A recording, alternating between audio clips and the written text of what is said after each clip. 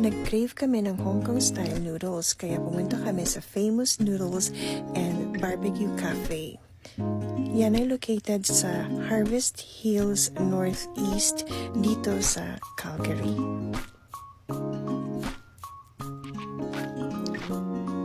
Siyempre may free hot tea siya in a glass. At ito na ang aming order, umuusok-usok pa sa init. Beef tendon, brisket, and wonton noodle soup. Yan na ang kanyang tendon or litid na nanginginig pa sa lambot. At syempre, ang wonton na siksik at liglig sa shrimp. At ang masarap at malambot na beef brisket. Kaya ano pang inaantay nyo? Tara na!